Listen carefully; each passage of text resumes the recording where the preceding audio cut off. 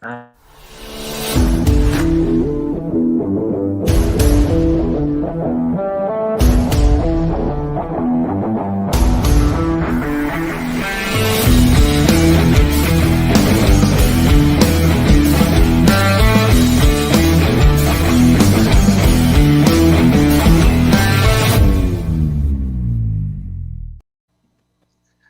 good evening and welcome to this Tuesday, February 23rd edition of A Walk Down Memory Lane. We're joined by three former referees. First of all, I'm your host, Earl Basin, and joining me are co-hosts Garrett Punchy Dill and Dennis Rock Brown. And we're joined by these three former officials in Stuart Crockle, Tony Machette, and Mr. Lyndon Rayner. First of all, gentlemen, thank you very much for accepting the invite, because some of your stories are going to be unique because you get a chance to talk about what you guys had to deal with from Dennis, Punchy, and the good boy and myself. So, Stuart, I'll cut your mic off. But obviously, we got a chance to reminisce about some of the things that you guys have done throughout your career. And to be honest, I'm gonna let Punchy lead this off because I know he'll have some very interesting questions right from the start. So, Punchy. Yes, good evening, gentlemen. It's so great to have you all on the show. I mean, Yes. you know, the first time show, I always said, again, I'm going to go back to Earl, inviting me to the show. And I think it's very important to have you guys on the show. My first question to you all is that, it's going to be very simple. What made you all start to take up refereeing? Well, I think I would take that first because Gregory Grimes, my good friend, the great Gregory Grimes, we just happened to be out one evening and we were at the police club, and the referee association used to hold their annual meetings up there, and we saw all these people coming in. We saw Carlisle Crockle. And I says, let's go over there by and join the Referees Association. He said, are you serious? I said, yeah. And we went in and sat in on a meeting, and that was murder, she wrote.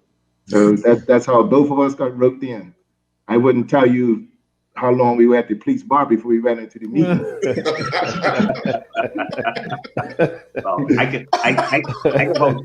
I understand that. And you, Lyndon, and you, Tony? You guys?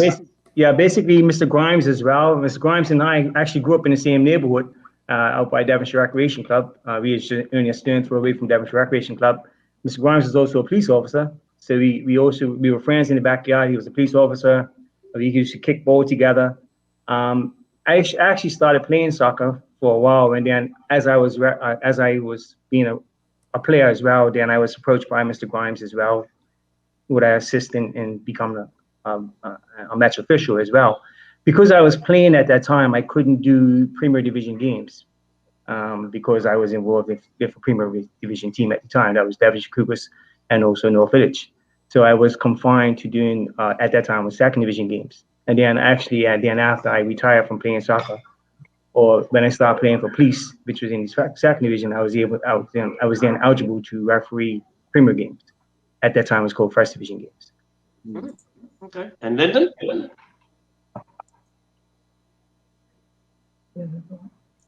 Then it's on mute. Unmute your mic, Lyndon. Unmute your mic. Yeah. It's on mute. There you go. Sorry about that. I'm on Zoom meetings. I actually picked up a knee injury in playing football, and so I kind of took some words that my father used to say that, you know, you got to give something back to the game.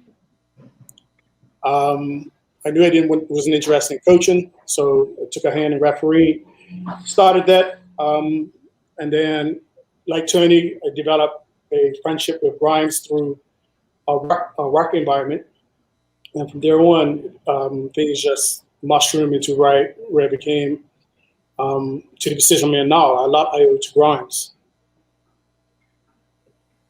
So, the question on that is, Gregory Grimes comes up with all you guys. Well, what kind of person really was Gregory Grimes? I mean, I really liked him.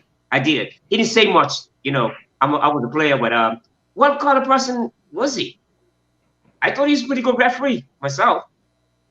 Yeah, Grimes is a very humble guy. Very, very humble. Not aggressive He in didn't any know way. for an answer. Yeah, but he was firm. He knew what he was doing. Basically, he knew, he can take as much nonsense as he wanted to, but then after that, basically he was hard and firm. But he was very humble. Okay. Right. And he was a great mentor, a great administrator, and he always wanted to see the best out of every individual. He loved the game of football. He loved refereeing, and he loved to see Grimes and Aldrin Savory. My God, they never missed any of my games, and they were my biggest critics. And they would dive into me there, and they'll pat me on my back and say, "Yeah, we'll see you next week." And I used to come in and say, "Why am I going back out there for these guys to tear me apart like that?" But I showed up next week. So, and they just kept pushing, training, pushing, mentor, training, and just like Grimes embrace you, and he'll celebrate with you when he knows you had a good game. He will celebrate with you when you had a bad game. He'll celebrate with you when you celebrated with me when I was appointed became a FIFA referee, and that was both of their goal was to have a team of FIFA referees. Good. Mm-hmm. Rock? Then what was so special about Mr. Grimes for you? Oh, okay. A lot of what Stuart said. He encouraged, did a lot of encouragement. Let you know when you went wrong, and but more important, he also let you know when you done something right. And just my own love of the game kind of pushed me as well. But like Stuart said, Grimes was very much a supporter in our camp. He fought very hard for referees, and so he made the path a little easier as far as officiating in Bermuda. Thank you. Rock? Good night again, guys. It's a pleasure to have you on the show. Good night, Dennis. Yep. It's really a Say that when you pleasure. want to It's really a pleasure. Braun and Ref, I guess, like Randy Horton, that was my teacher. So I guess referees and I had run-ins now and then, but I would say on the whole, I really appreciate what you guys brought to the table, as men and as referees. So one of my questions was who was your biggest influence, and all of you said Gregory Grimes.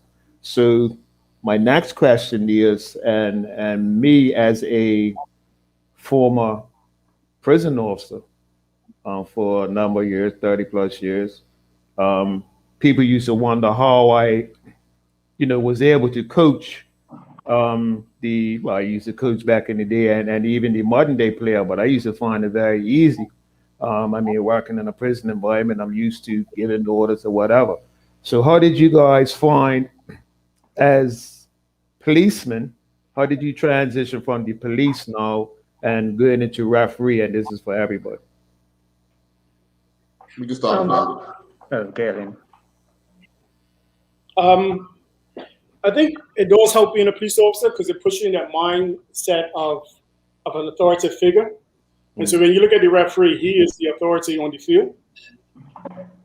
And so also being a police officer comes with being disciplined to our craft, that we had to be up with the laws. So that became a natural thing for us to do.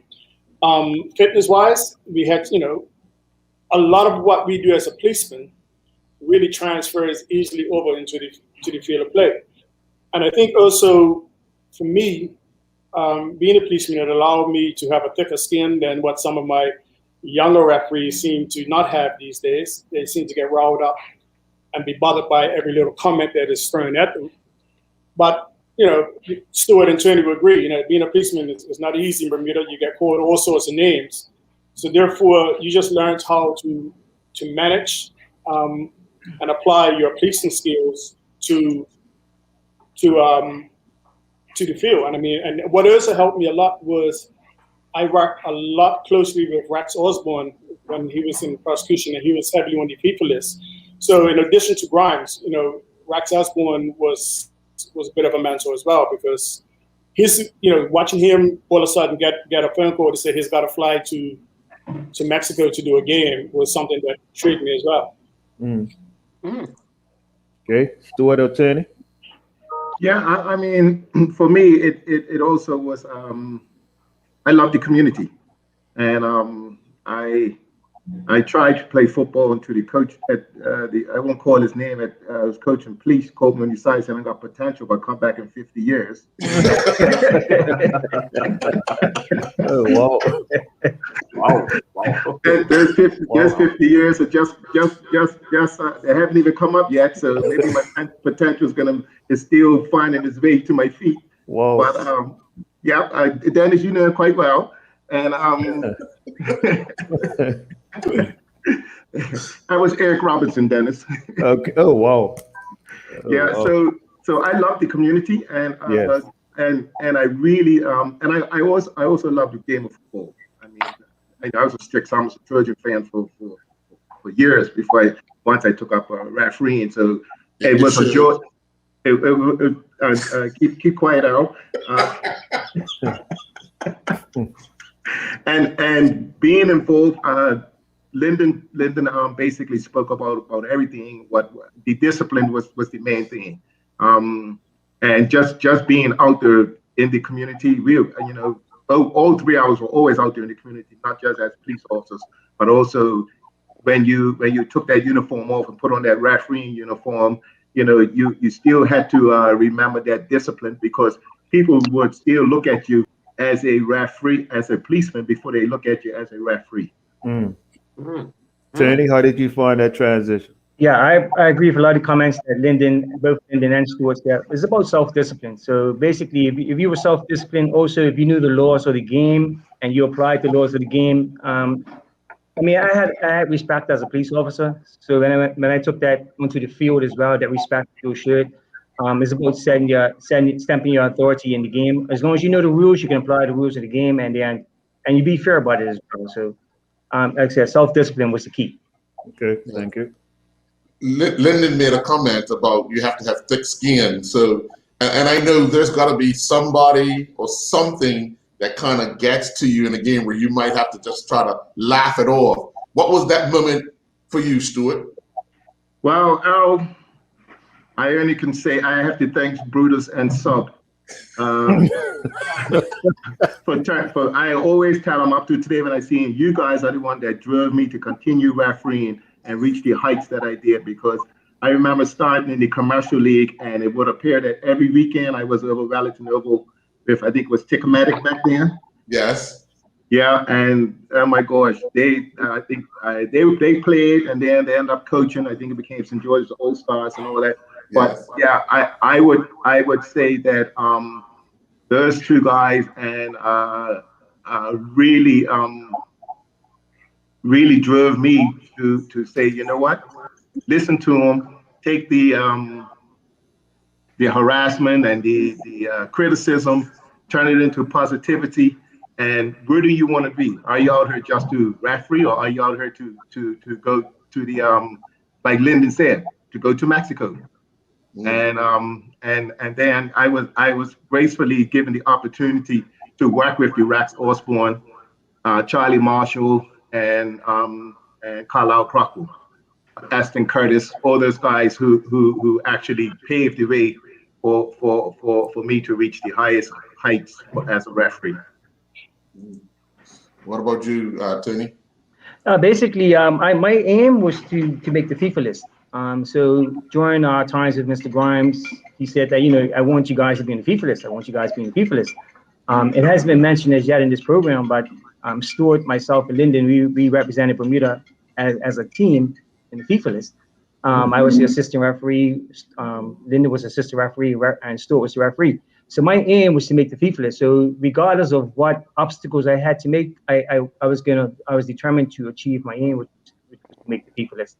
I had main mentors like Charlie Marshall, Carlisle Crockwell. I know if you guys remember McNeil Smith. Basically, these guys I used to watch those guys on a daily basis, and they were no nonsense referees, especially McNeil, Charlie Marshall, and Mr. Carlisle Crockwell. They were no nonsense referees. So you sort of got an imitation. You try to imitate them for a little while, and then after a while you have your own style. But my motivation was to make the FIFA list. And you, Mr. Rayner, you was the one who brought it up. What was the question again? I can't even remember. There's always something that gets to you where you end up having to chuckle. What was that moment like, or what was that? Where it's a fan or a player that constantly under your skin, but you gotta just keep laughing it off and move on. I look at it, well, I'll put it this way. I think we all know a certain Boulevard fan that no matter what you do, it's never right for her. And in a stadium that's packed with people, you can hear her voice above everything. Like, what is wrong with this girl, right? Mm-hmm. But then I used to use that as, you know what? I must be doing something wrong, so let me step my game up. Because, rather you call for a throw-in, she still disagree with you. And so there was a strong discipline that, you sometimes had to block it out. But like Stuart and Tony said, was that we had to overcome some of those things. And again, I think being a police officer allowed us to allow the criticism to kind of wash off us. But we're human. Sometimes the criticism does hurt when it's not warranted. But you have to be strong and keep moving on. And so for me personally, when they said you had potential to be on the FIFA list, I was like, yes, that's the goal. It doesn't make sense just refereeing here in Bermuda. Let's see what we can do. And so thankfully we had a team, and I had other supporters because we had Kyle Simons, who was a FIFA referee for FIFA on the list.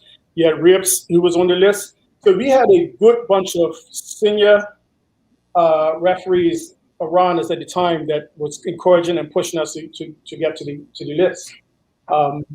Sadly, we don't have that at the moment. There is some potential, but it's a long way from there. Okay. Bunch? Oh yeah, I'm gonna ask a question. It's gonna be a funny one. It's probably twofold. Listen, I'm heard on the sidelines. You guys got different names, and one of the names I've heard you guys be called. I want to know, how do you on a Monday have a referee game on Sunday, and Monday you go about your daily lives? Because in such a small community like this country, how did you guys manage that? Listen, because I've heard this guy's biased. Like Stuart Quackle, why would he have a game against St. George's or St. David's? Or why would Mache have a game against the Village in it? Because he's a play. I used to hear all these things on the side. What was that like, you guys? How did you? Seriously? I told you guys got a lot of different names. I heard you being called. Yeah. Well, I don't even know if Earl was playing this game, but I know Dennis was playing this game. This is actually in my whole, I would say, my whole 25 years of refereeing. This was the best. Like Tony said, was first division, the best first division. It could have been premier by then. Best game I ever refereed down Wellington, and St. George's ended up winning that game 4-3. Yes. And I was talking to Dean Miners a couple of years ago about that, and I think he scored a goal, and I can't remember the other goal scores, but it was no secret. I worked in St. George's as a police officer, and it was no secret that when Cup match came around that I was a Somerset fan. Yes. So that was a very enjoyable game. It's a game that I sit down and talk to my son about. It's a game that I'll talk to my grandchildren about. It's a game that my wife and I talk about. And you had to have thick skin. both on the field and off of it, yeah, because you took some ribbon that day. Oh, did you play that game? I did. I know Dennis Brown played that game because Brown about the 89th minute, he says, we're in trouble, boy. I said, wow. I said, Dennis, look around Wellington, was about 3,000 people here, right? And we're walking off this field probably with a St. George's victory. I can't remember that, but Yep. But that was an enjoyable game to referee, and it, you know, I would really hope that one day we will get back to the fans really coming to games. I'll be happy with 500 fans. yeah. You know, just to come to a game, and if we hit 1,000, then I'll be really happy. I might even come back on and referee. Yeah, Tony. You get no support from Tony on that. And Tony, for you, in terms of I know, just like I said, Monday mornings, what was it like? I mean, walking on the streets in Bermuda, and you just referee the game, and so much controversy, or they, you know, what was it? Yeah, one thing, I took stick. Yeah, I did take stick, but also I was open to constructive criticism. So every referee makes mistakes. I wouldn't say, I'll go as far as saying that every referee makes mistakes, but referees don't cheat. So I might make a mistake, but I don't cheat. Meaning that it is a call that I made and I saw it. The unfortunate, there's days you only had one chance to look at it. So I saw what I saw and I made the call based on what I saw. I'm open to constructive criticism, or I was open to constructive criticism. So I made a decision, I made my call. The next day I took stick for it. Even on the field of play, I took stick for it, but I stuck with my call because that's what I saw at the time. These days, these guys have VAR. They can use VAR to overturn the call if a bad mistake's been made. But those days you didn't. So offsides, very, very close. You see it in local soccer now. Offsides are very, very close. You only have one chance.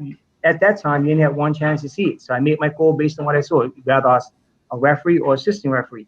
And I took the stick for it, but I stuck by the call I made.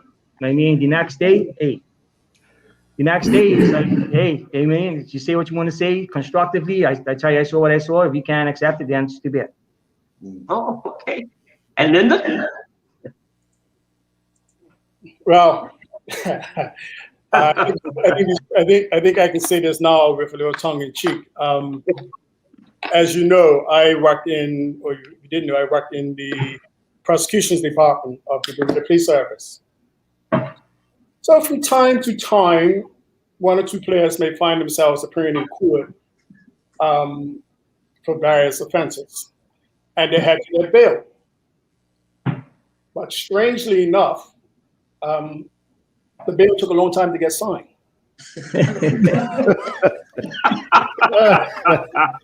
Oh, that's wrong. That's wrong. That's All right, I got you. That's wrong. Not you on that, Linda. Okay, I'm just, well, there you go. Well, that question's been answered. Hey, That's wrong. I didn't want to go there, Lyndon. I didn't want to go there, Lyndon. I didn't want to go there, Lyndon. Thank you very much for that, Linda. Thank you very much for that. But Punchy, you know what? It also brought beautiful conversation with anybody, wherever you went on the streets, in a restaurant, if you're socializing. It brought great conversation. You know, people come and they criticize you, but they'll also say, all right, explain this to me, explain that to me. So it actually helped us when I used to finish games and then I felt like, geez, I really made a call. I'm sure I used to come in and sit off, open the book up and read it. And then you know, you got a fan that will come up to you and say something, hey, this, and then you analyze it and you can sit down. I used to sit down with, we'll talk about it and everything. I mean, it was great conversation, you know, and it was actually was a good learning curve for me to be able to get really constructive feedback from the fans. Exactly. Yep, I agree with that. Yeah. I agree with that. Okay. It took me a long time to really appreciate what the referees really bring to the table. Now I try to engage in a lot of the referees' seminars. Also, I got to watch the Man in the Middle that they had on sports match in relation to the referees. One of the questions I have for you guys is, what type of preparation did you guys do the week prior? Say if you had a big match or even a small match. What type of preparation did you guys do throughout the week to prepare yourselves, not just physically, but mentally, for refereeing a game? That's for everybody. Basically, I'll go first on this one. I used to, at the end of a game on Sunday, my preparation for my next game was that night. I'll go home and I would assess myself, assess my performance. Because as Stuart said, sometimes you know that you had an iffy call. So I assess myself, give myself a grade, see where I went wrong. If I weren't sure of a law, just want to confirm, I'll go to the law book, read up on the laws, whatever laws I weren't quite sure of, whatever happened in the game itself. Like I said, I go to the law book, read up on it, mentally prepare myself for the next game. But it started that afternoon. That next day. It started the next day. So once that Sunday finished, Monday, I was into next game. And also made sure that my fitness was up to par. My fitness, as long as my fitness was up to par, I was able to stay up and play. And then it's just a matter of applying the rules of the game after that. Okay. Yeah, one of the things you have to remember, and Tony brought up a good point, is that we guys actually were refereeing 4 games a week. Wow. We were refereeing a Sunday, a Tuesday, a Thursday, commercial league games on a Saturday, and back on a Sunday. Wow. So you absolutely it's all about self-assessment. It's all about self-assessment and being prepared. And I'll give you an example. Not for me, but it was really a massive induction in how far you want to go in refereeing and how serious you were. I remember running the line for Carlisle Crockwell, and 3 o'clock was just myself and Crockwell. And so he says, "Let's go." I said, "All right." And he had already done his homework. He had already identified a club representative to be the assistant referee. And when we got out there, 20 minutes into the game, the assistant referee showed up, and I put my flag up, and he came over, and I said, "Oh, the other assistant referee is here." He says, "I know." He said, "We'll meet him in the change room halftime." Oh. Yep, that's just like it. Yep. You know, and he literally waved them on, told him, "Get back in the changing room. We'll see you halftime," and let the club official. So, you know, and you know what he said to me afterwards? He says, "It was no disrespect to the assistant referee. It's all about preparation." Mm-hmm. And he says, "I prepared myself for this game 48 hours ago. I want to ask this assistant referee, when did he prepare himself for the game?" And that was an eye opener. I wasn't even refereeing then. I was at that time they called the linesman. I was running the line, and I was like, I got in my car after the game. I said, "Wow, that was really deep," and you know, and that set the tone for me with regards to how do you prepare yourself for every game, and getting to a field an hour before a game was so important for me. And that set the tone. And I thank Mr. Crockwell for that eye opener right there. Lyndon, what type of preparation? What was it like for you? Again, like Tony, once I finished a match, I got home, relaxed. I was self-assessed, and you have to be critical of yourself. You have to, really self-assess and say, you know what? Yeah, I got that one wrong, or no, I got it right. Having Grimes around was that you can talk to Grimes through your game. And also we had our other colleagues. I had Stuart, I had Tony to discuss the law with, because sometimes we do get it wrong. Whilst there's only 17 laws,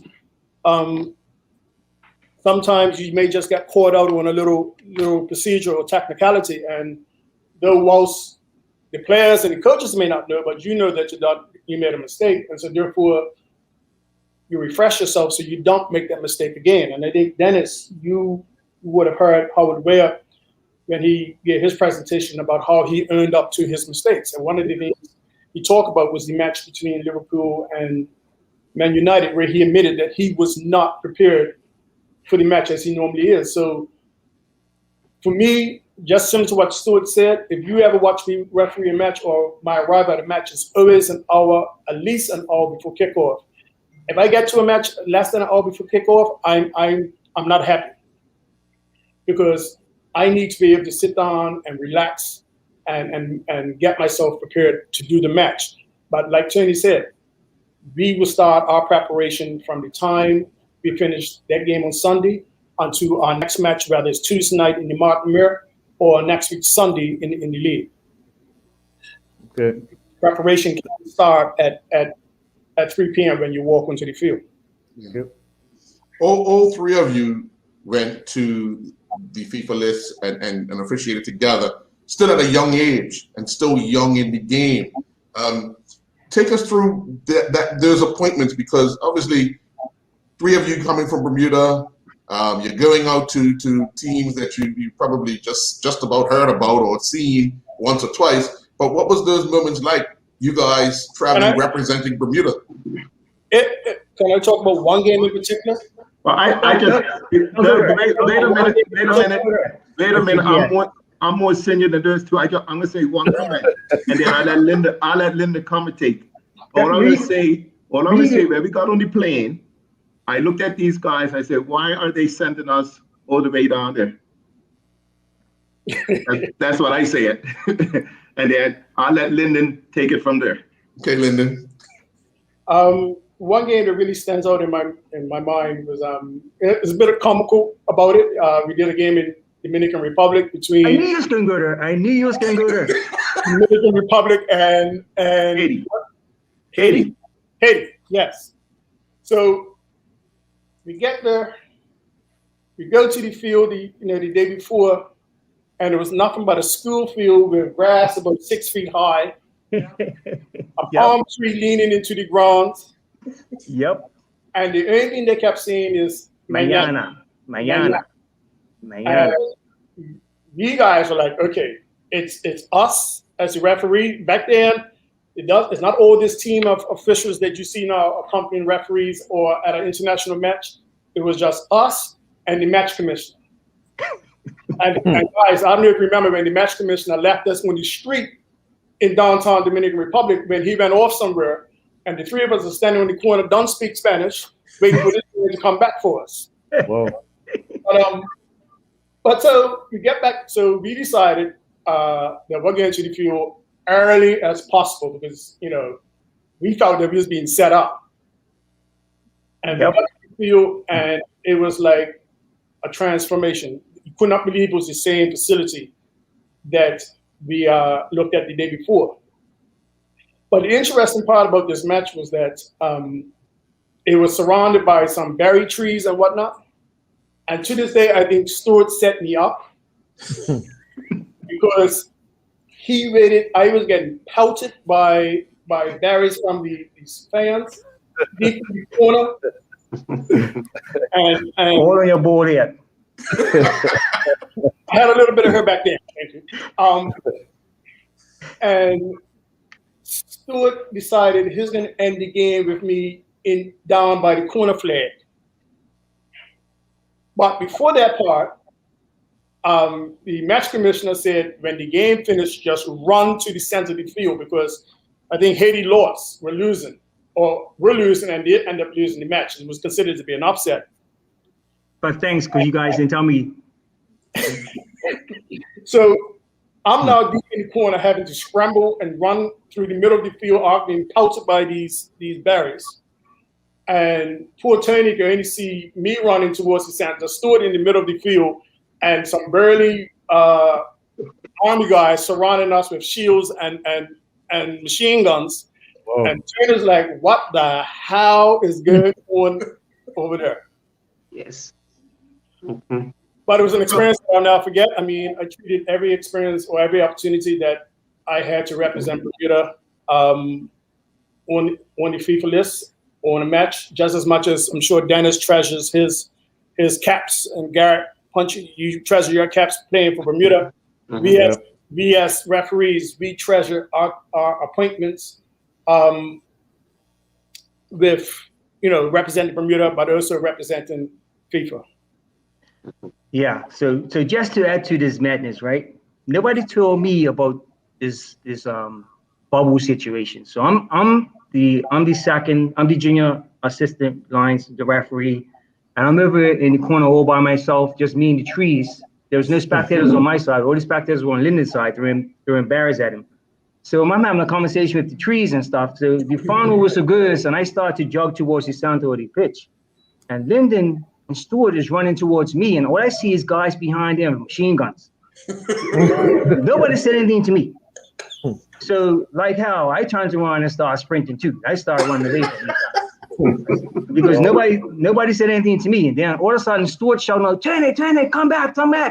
This is our security guards. But nobody told me that. And you had some big furry guys with machine guns and shields and stuff. And next thing, the forming this bubble around us, and the button guys with the guns like away from that way, and like hitting these guys with the guns like. And we guys dashed to the change room. We didn't get a shower enough. We just snatched our clothes and took off. The car was waiting. We jumped in the car. I didn't think I had my foot on the ground in the car first. But one time. I wasn't playing around. That was scary. That was scary. Nobody said anything to me. But they were setting you up, Teddy. Yeah, definitely. Yeah, but to add the cherry on top of the ice cream, I did award a penalty in the 89th minute. Oh, wow. With the same smile on your face too, isn't it? Oh, wow. Wow. Yeah.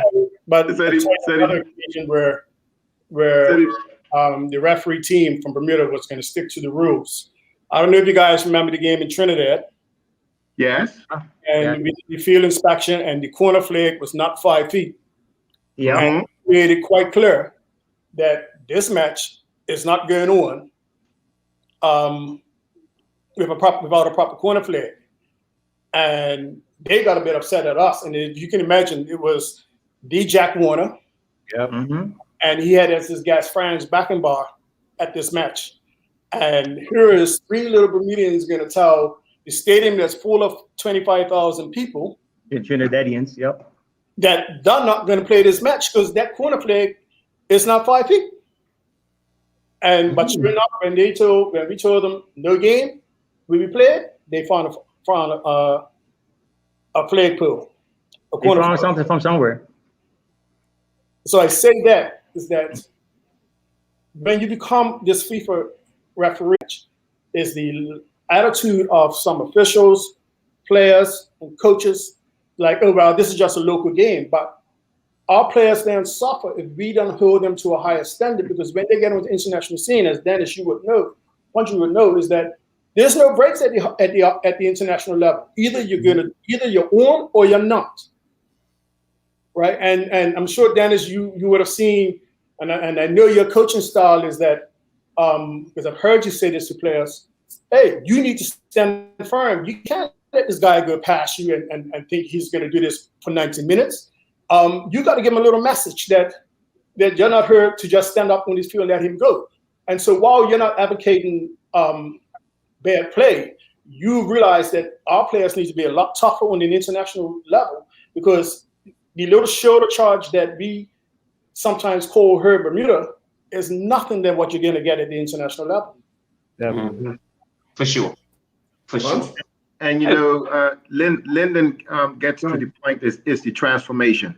When we 3 left Bermuda when we were appointed to FIFA games overseas, when you left Bermuda as a team, you left Bermuda with your FIFA jersey, blazer on, and you carried yourself professionally. I remember my first FIFA appointment in El Salvador, the Under-20 World Cup games, and I was the last official to arrive. And at the airport, they were all speaking, and I said to my translator, I said, "What are they saying?" He said, "You don't want to know." I said, "Look, I'm a man. You could tell me." They said, "They're making bets that you're not going to pass the fitness exam." You know, and that's the first thing they did, give you a fitness exam if you didn't pass. And in El Salvador was actually 12 of us that were there, because it was 4 teams that were vying for the finals. And that morning I was up 5 o'clock and did the fitness exam, and I actually told it, and the translator was laughing afterwards. He says, "Well, you a marathon runner?" I said, "Yes, I am." So you leave her And during your journey, you're transforming and you're thinking, you're mentally thinking. You know that you're physically fit, but it's the mental state that you're putting yourself in because you're going to a foreign country. Nobody knows you there, and what you are representing yourself. You're representing FIFA. You're representing Bermuda. You're representing the people of Bermuda. Yep. And the law book was your Bible. Yes. The law book was your Bible. You had to And make sure that your law book with you. And when you're on the plane going over, you got that law book reading that law book. You know, you really want to make sure inside out.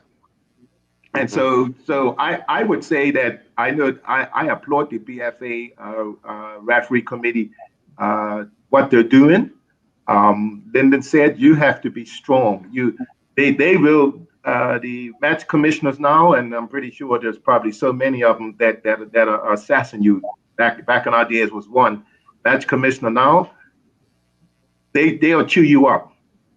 They'll chew you up, and they'll make a phone call right there and then. Don't send so and so back.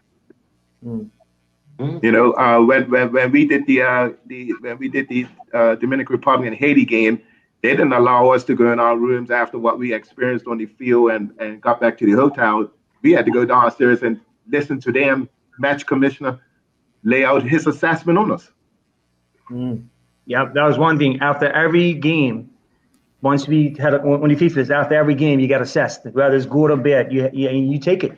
You have to stay there and you take it. You're being tourist. If you just hope that you did a good job. And he told me criticized. If there's anything to criticize you off, he didn't hold back whatsoever. He just told you straight up front.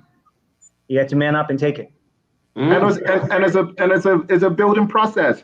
If you can't take what the match commissioner is going to tell you and actually build on it, then you actually need to bow out the international stage and continue refereeing on your domestic level. But if you're going to take it and build on it and also take your notes and come home and look at it, and I'll tell you, you don't know what it's like when I used to get that phone call to say, hey, can you go down to so-and-so and referee an under-20 World Cup? Can you go this place and do this and do that? I mean, for us to go down and do it down in Trinidad in front of 25, 30,000 people, you don't forget that. You know, you don't forget that at all. I remember when I was in Philadelphia doing in Philly doing the under-20 World Cup, and the president of North Village, is it Shervin Deal? Yes. Yeah, when I came back to Bermuda and you talk about punching, you say, what do the people say when you're on the streets? I'm walking down the streets. He jumps out of his car, got his wife there. He said, why? I couldn't sleep the other night, 2 o'clock in the morning. I turned on my television. I woke my wife up, said, I think that's 2 o'clock. We're on television, you know. She says, look, go back to sleep. She said, I'm telling you, I think that's 2 o'clock on television. You know? Yes. and it actually was me because it was a 4-game tournament, and that tournament started like it was 4 games, and my game was the last game. So even today now, when you turn on television, one day I would love to be able to sit back and say, that's so and so from Bermuda in the middle of the field. Yeah. You know, so the and FIFA take good care of you. I understand they take good care of you right now, but I know back in our days they took good care of us. They took good care of us. No complaints. No complaints. Right? No complaints at all. So I would encourage young people who actually love the game of football, who can see themselves actually playing the game, but venturing into officiating. Take up officiating. Yeah, they're even offering scholarships for in schools now that if you're coming in as an official, you actually can have a scholarship as back in the States, a soccer referee or even your football referee. So I do applaud the referee association in BFA, the splendid work that they're doing in trying to encourage both young men and young women to take up the whistle and make it a career. Good man. I'm glad you spoke about that, because my next question, even though we're talking about we're talking about memory lane, the show's about memory lane. do you think our country's, what do you think of the state of the refereeing association and the referees today? Of course, I don't see too many. When I go to games, I don't see somebody, who's looking out and say, well, this is what you got to do. Because when I was in England, my 2 years in England, I did see, even in the under 16 games, they used to have the young referees, but they also have a senior one that used to actually have to kind of guide them. So again, the two questions is, I think the state of our refereeing is at a good high standard, and this is personal. I know it might be a little bit personal, or are we heading in the right direction? I'm still involved with some coaching of referees, and so the standard is not where I think it should be, if I'm being honest. A lot of it is because I don't see that word that starts with a C called commitment. I don't want to be too negative, but unless you are committed to being a referee and achieving to the top, this game will find you out the referee will find out that you are not prepared for your matches. I think the other situation we have, and you touched on this by talking about youth referees.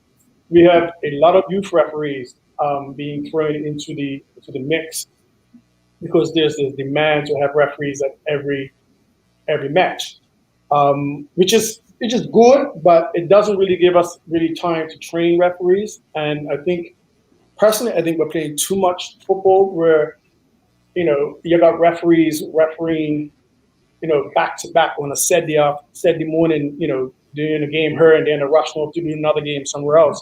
And I think that has to be seriously looked at, because for the development of the referee, we need to be able to assess them properly and have some off-field training with them. At the moment, we're doing bits and pieces because of COVID is hampering some things, but as Stuart and Tony will attest to, that a decent referee course is a week long. And today's person we keep hearing is that I don't have time for a whole week of a course. I can give you maybe Friday night and Saturday, but I can't even give you all day Saturday. So to me, that's the lack of a commitment. Like I said, Tony and Stuart and myself, we sat through countless referee seminars and training sessions that were weeks long, like up at St. Brendan's, up at Bermuda College. A week of learning to perfect your craft to me is not much of a sacrifice if you really are serious about refereeing. Thank you very much for that. Thank you very much for that. And yourself, Mr. Quackle? Yeah, I have to applaud what Lyndon just stated, and he's actually closer to the ground with the referees than I am. You want to go back to memory lane? We had a referee meeting, monthly referee meeting, and it weren't just to sit around at some chairs. We actually had Carlisle Crockle, Charlie Marshall, Rax Osborne. These guys were doing blackboard work, just like you coaches would do your blackboard work. We had our blackboard works. We had questions that would come up. Referees, if they didn't want to stand up and speak about a situation in their game, they were passed on to the senior referees, to the lecturers, and they would give a scenario, and then we would come up with that. So that was such a beautiful learning environment. And then afterwards, you were able to sit down and talk about it. And I don't know what the numbers are with our referees right now, and do we have a pool of senior referees that are active that can be mentors to our young referees coming through? I know that they do have some young referees doing the youth games, but they actually need to be given the opportunity to develop if they're gonna stay with it, if they're gonna be committed to it, because you can walk away from it burnt out at 17, 18, and 19. Mm-hmm. If you stay committed to it, you actually can. Now you can get on the referee this at the age of 22, 23. and you can be there. Lyndon, I don't know if it's still retirement at 45 or if they pushed it back up to 50 or 55, but you can actually enjoy a solid 20 plus years of international refereeing if you actually stick to that C, which is commitment. Yeah, Right. definitely. Okay. Definitely. Thank you. I think that they lost a lot of senior referees in a short period of time. So they lost a lot of seniority in a short period of time. Right now, I like the program that they do have, and I think it's making headway. Is on the correct path. What I like to see is see the senior referees that they do have now protect the junior referees a little bit more. Meaning, don't allow the players to talk nonsense to them, to get in the junior referee's face and stuff. I can go right now. I can tell you right now, Antoine Augustus, one of the first times he was my assistant, I told the two captains, hey, I got a junior referee here, first time on the field. Any disrespect to him is disrespect to me. Tell your players right now, I'm not going to take it. And they relayed the information as the game progressed. Then early in the second half, Takir Russell, God bless his soul, he made a obscene comment to my junior official. And before I can even reach to, I ran across, because the official put his flag up, I ran across. Before I can even reach to the red card in my back pocket, Takir was running off the field because he knew that was coming. So I think these guys have to protect the player, protect the junior referees a little bit more. Don't take no nonsense from the players. Any disrespect to the junior referee is a disrespect to the referee. A good point, because I'm just going to go. I'm going to say something. I'm very glad you brought that up, Tony. I was to a game between before the pandemic, between Devonshire Cougars and PHC, and it was a young girl on the lines, and she was licensed. She was getting such abuse, and I'm only saying this, sir, that I just thought the referee at the time, I'm not calling her names, who was refereeing the game, but didn't protect her. And she kept making a lot of mistakes. And I think there's a very valid point that you just made, Tony, about the fact about that. Well, I think seniority, I'm glad I asked that question, because I believe seniority is being lost on the referee association. That's my personal opinion also. Yeah, Thank you very much. And you know what? I think I'm one of the culprits in basically not being able to find the time to go back in there and help out with the mentoring and stuff like that.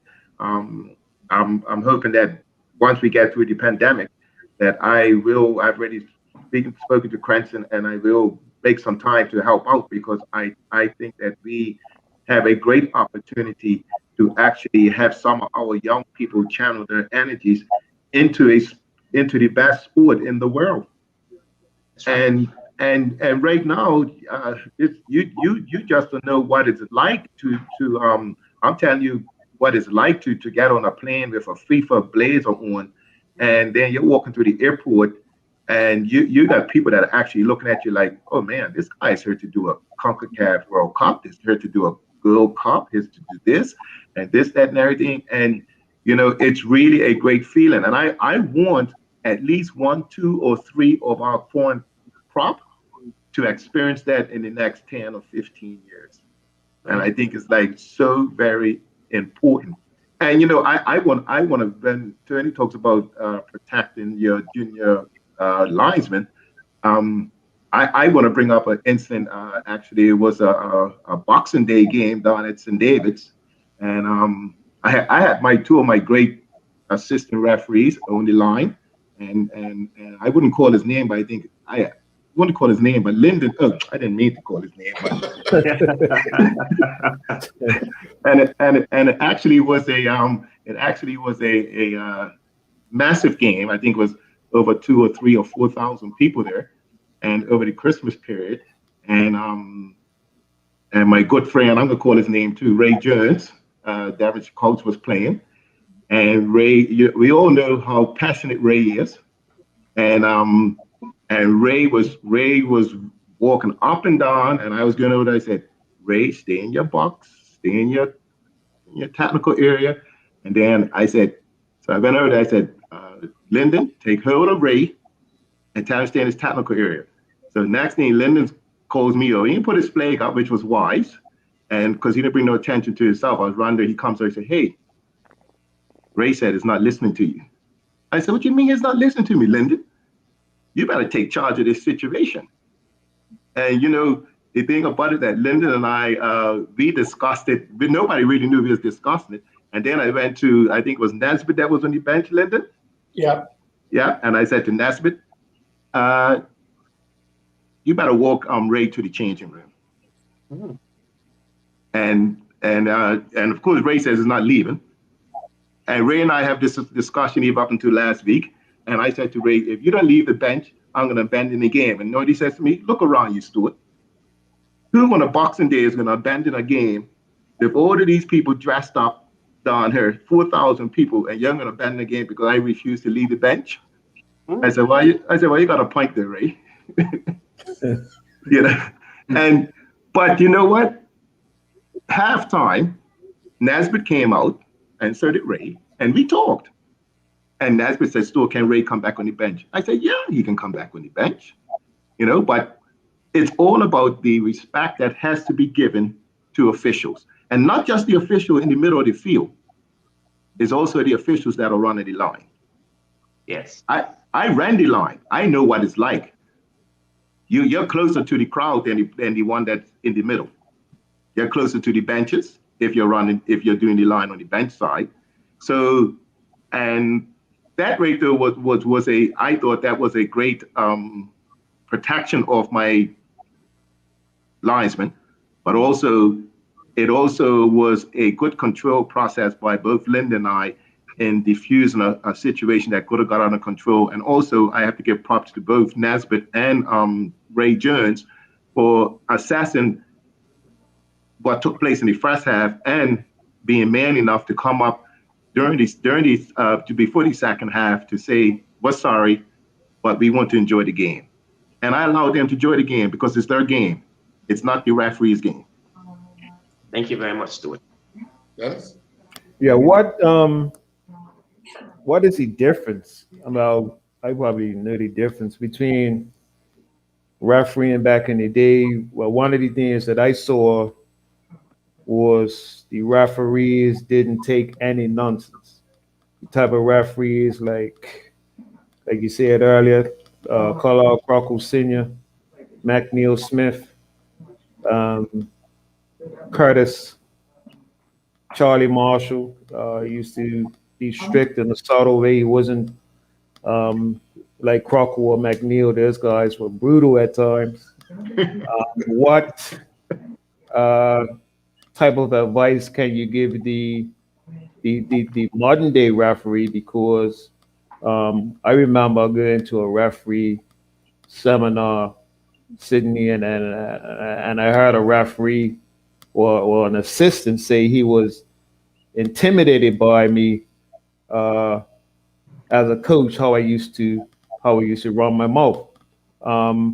What can you say to the modern day referee? Because like Stuart said earlier, Anthony said, and Linda said, you need to have thick skin to be a referee, to be a coach.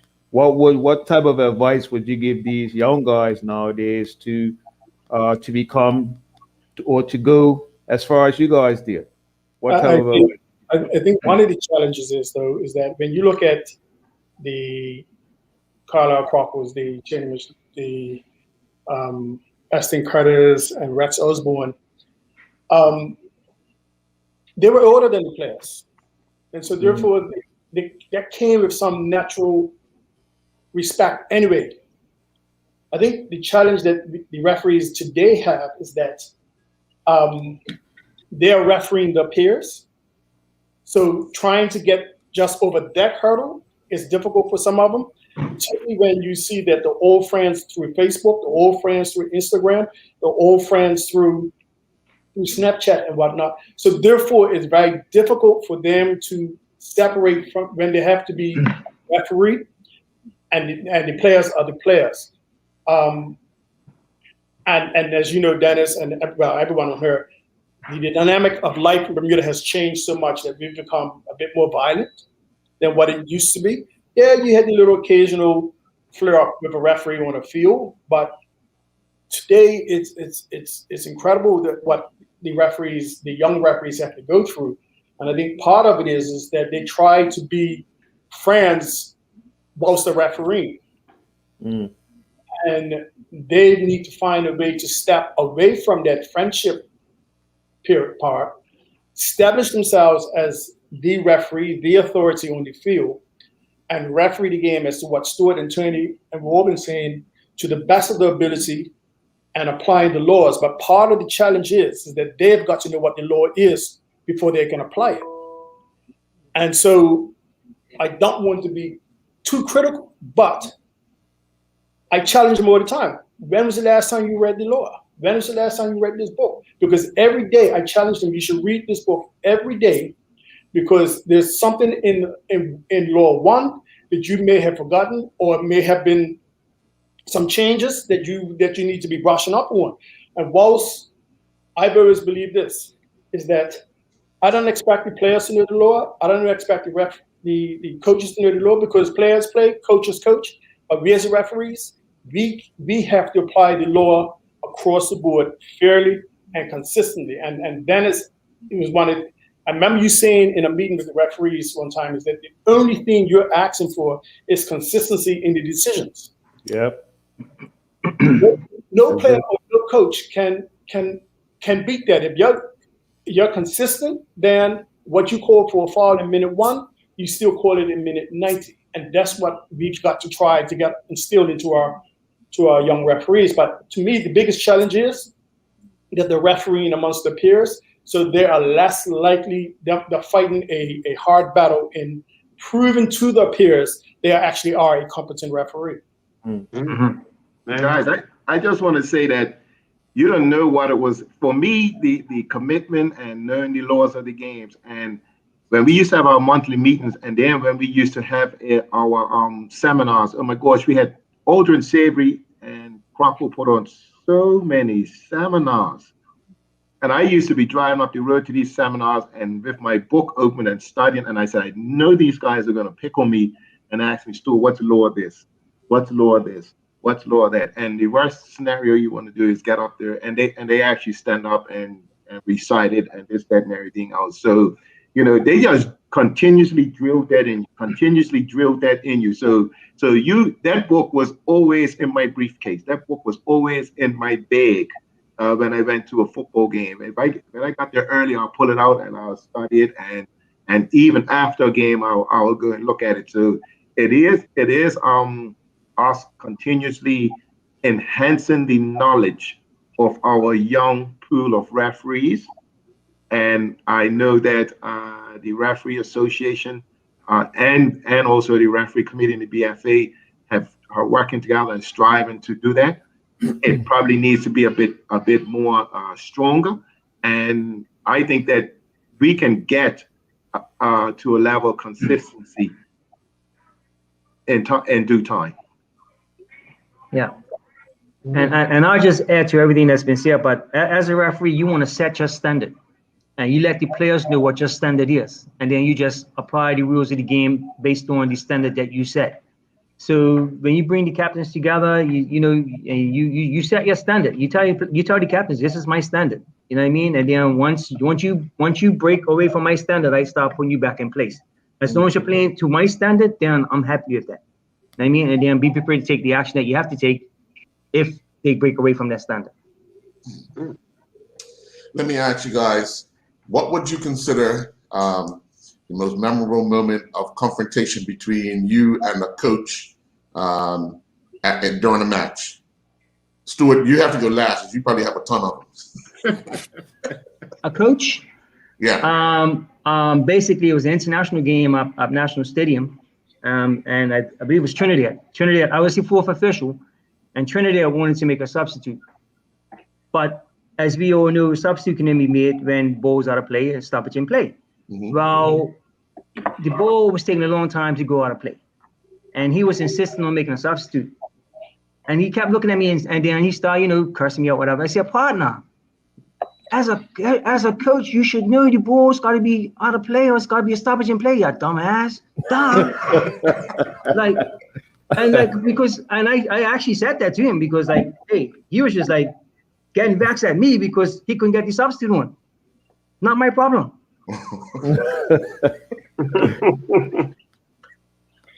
Linda? For me, there's been a few, but I think for me is, was a picture that was taken of the incident. I regret not being able to get it. Was when Randy Horton was coaching Somerset, and it was a game out Dennytown versus Somerset. I think he was coaching for Somerset, and he was upset with the AR's call, and so Randy stealing his pump. There's a picture of me looking up to him with my finger like this, and I'm saying to him, if you don't sit down, you're either gonna sit down or you're gonna leave the field, because you're not here to shout at my AR, okay? And he looked at me and I said, and I'm not leaving this spot until you're sitting back down on the bench. And he eventually sat down on the bench, but it was a picture that was taken, and the next day it has me with Horton towering over me and Looking me up, yeah. saying, "Yeah, stop." How many kind words did he say to you that day? Not too many, but he got the message because he sat down on the bench and didn't move. And I followed this one thing I learned from Cropper. I remember Cropper didn't give you an opportunity to make the same mistake. And I followed him. I said, if you get up off the bench, you're good. And I think something happened, and I was running across, and he started to get up off the bench, and I said, don't do it. And he stayed there, and after the game, and we joke about it to this day. When I see him, we have a good laugh about it. Okay, Mr. Cropper. I think my best one is that it was Bernard's Park, and it involves my good friend Ray Jones. Boy, Ray. Every Ray's had a lot of us. Whoa, Ray. And it was a very good game, very heated game, and I actually we went head to head, and then the next day I got called to go to the commissioner's office, and he says, "Have you seen VSB Sports?" I said, "Nobody watches VSB Sports." He says, "Well, you better watch this." And all it was bleep. No, and the guy that actually burned news now, I can't remember his name. He was doing VS, and he says, "Now this is the life of a referee in Bermuda." Bleep, bleep, bleep, bleep, bleep, bleep, bleep, bleep, bleep, bleep, bleep, bleep, bleep. He says, "I'll leave you to guess what all the bleeps were about."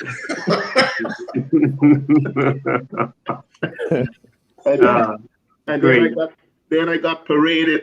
You are a police officer. You are in the eyes of the public, and this doesn't look good. And we expect a better standard to be held. And they were absolutely right. Right. They were absolutely right. Ray and I laugh at this all the time. And they said, "Shall we reach out to Mr. Jones?" I said, "Mr. Jones ain't worried about this." Of course, when I left the commissioner's office, I called Ray. Do not take a call from the commissioner's office.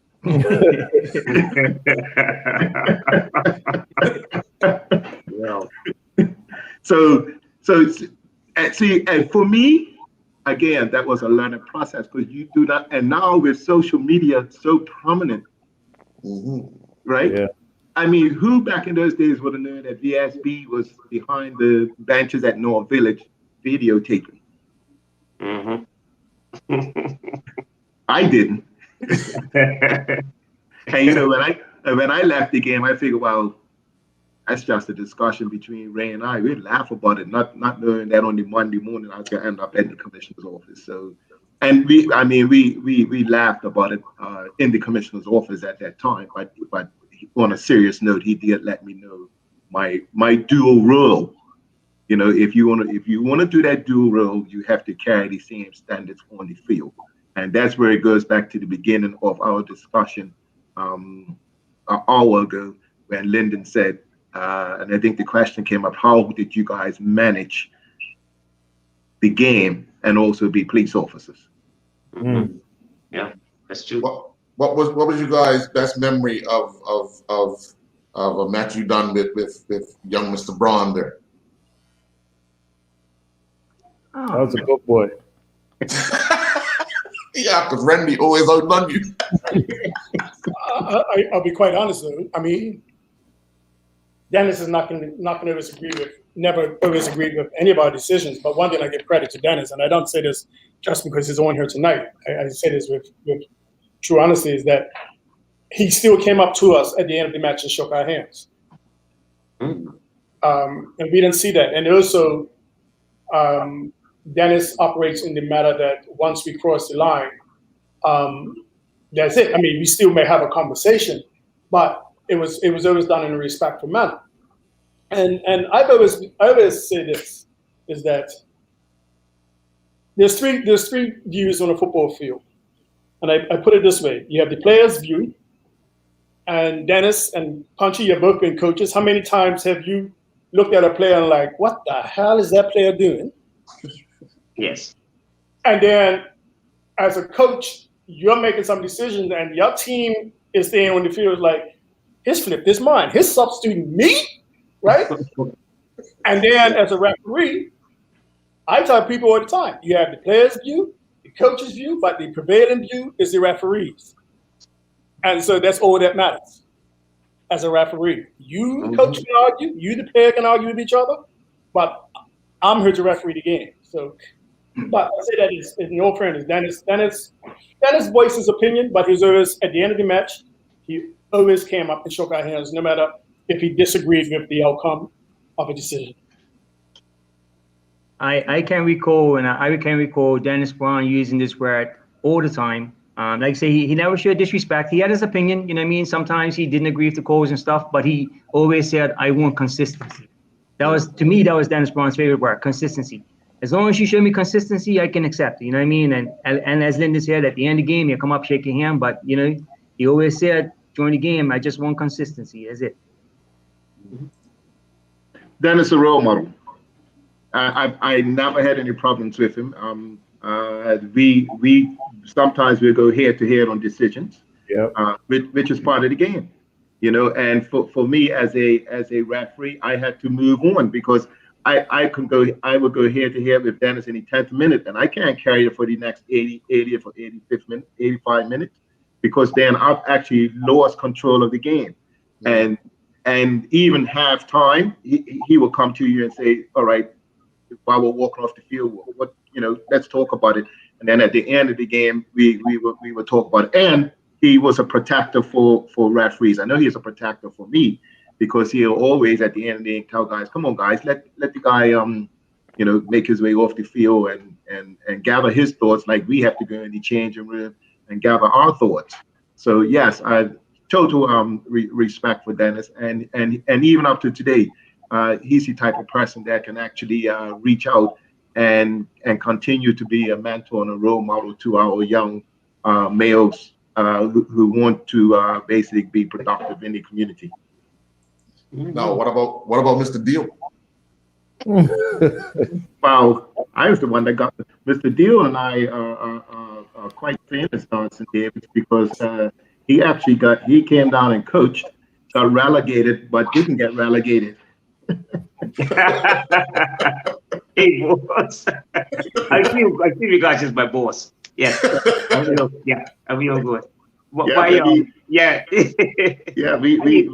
We actually was able to get St. David's to remain in the first division on a technical bylaw, or the BFA bylaw. But outside of that, I think Punchy had already complimented the community with his skills when I came into refereeing. Right. But Al, can we talk about you? No. Not at all. We're gonna leave that because we actually have a special guest. As I was telling you guys just before the show started, it was announced that Bermuda will be playing Canada in Florida, and I've got the president of the Bermuda Football Association, Mr. Mark Wade, just to sidetrack just a little bit, because this is significant for us in our attempt to get out of our group in the World Cup. So good evening, Mr. Wade. How are you? Hey, good evening. I'm good. Good evening to all these esteemed gentlemen that we Hello, have. Mr. President. Hello, Last- President. How are you, sir? Hello, Mr. Wade. Well, Mr. Wade, obviously, the news has now been released that Bermuda will play in Florida. Canada have confirmed location, time of the match, and everything. Getting this process done, it's been a tedious time, a lot of work going on behind the scenes, but now that you reached that finish line for this match, how does that feel? Yeah, I mean, it's I don't know, bittersweet, I guess. It's somewhat of relief, but also somewhat perplexed as to why it took so long for people to, declare where the matches were going to be.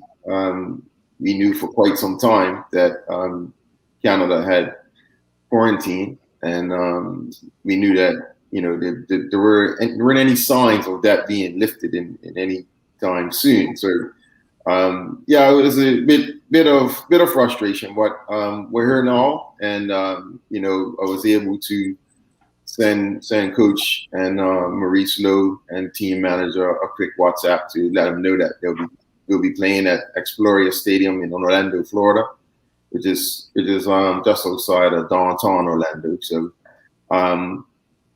it's the home of the Orlando team that plays in the MLS. And we'll finally have that information, and we can now press the button on some other preparation as well. Obviously, what comes into play is where you got to stay, how much time you need to be there ahead of time, and all of that, which I guess you guys will now work out. But then you're in talks with the government in Bermuda, because right after that you come back and we face Aruba here in Bermuda. So obviously more obstacles. No, we have been in talks with the government since November last year, just settling on the protocols that they require, and it was a bit touch and go, I guess. We may have been in the same position as Canada, having to play in a neutral venue, but thankfully we have a set of conditions that we think the team can manage. So we've when we return, obviously they'll be in a bubble. They won't be accessible to anyone. They'll have to test every day. That's one of the requirements, is testing every day. That's the requirement of Department of Health, which is it's a saliva test, so it's not that bad. We just have to work it in all of our daily protocols, and coaches got to consider that there's got to be some testing. We've got some players who have opted for the vaccine, which is good. That makes their life a little easier. So the protocols are different, but not too onerous. Yeah. All right. Well, I do, being that you joined the Walk Down Memory Lane. Any of you officials got anything to say about the president when he was playing? I'll say it for him. He was a very nice guy. I actually didn't have any problems with him. I didn't have any problems with him whatsoever. That's because you guys are dealing with Neebs the whole time. I had some characters I played with, so maybe I slipped under the radar a little bit. That's cool. No one slips under Stuart Crockle's radar. For real. No one. No, I didn't have no problem. Actually, the president falls right in the same category as Dennis Braun. Two good men. See that? There you go. Ronnie points, mate. Ronnie points. I see looking for a chaperone. Yeah. Well, gentlemen, I do want to thank you very much for your time. I know we've extended a little longer because we've enjoyed this conversation, And I want to wish you guys all the best in your endeavors. Again, Mr. Wade, thank you for joining and just enlightening us on Bermuda's next step in this World Cup bid, which is March 25th in Florida. And folks, will be back with another edition of A Walk Down Memory Lane next Tuesday night. Enjoy your night. Thank you. All right, Thank you, guys. All right, guys. Wish you all health.